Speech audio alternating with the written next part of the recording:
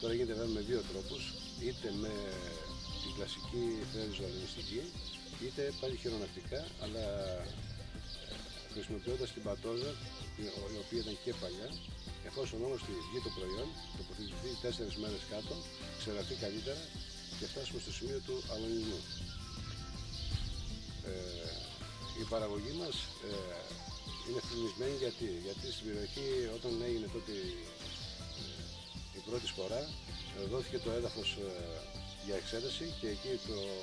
μορμολινολίνη, ένα συστατικό του αργύμπου, είναι αυτό που δίνει καλύτερη βρασιμότητα και δεν αφήνει τις φακές να ξεφλουδίζουν, επειδή είναι φαρδιές, ενώ στις ψηλές δεν συμβαίνει αυτό, δεν τις αφήνει να ξεφλουδίζουν και έτσι να έχουμε ανεπιθύμητη μορφή για τις νοικοκυρές, οι οποίες δεν θέλουν προϊόν το οποίο να ξεφλουδίζει και να μην είναι συμπαγές.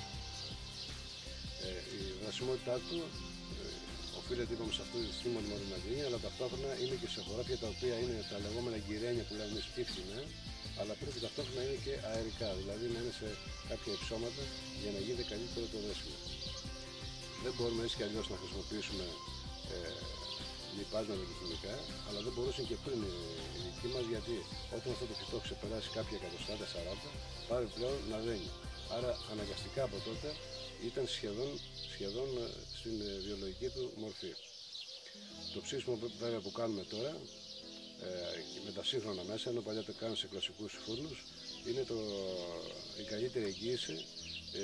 για την υγιεινή του συγκεκριμένου οσπρίου. Βέβαια, εκτός από φακές, έχουμε και ρεβίθια, τα οποία είναι και αυτά βιολογικά και είναι φημισμένα γενικά της περιοχής Δομοκρού, καθώς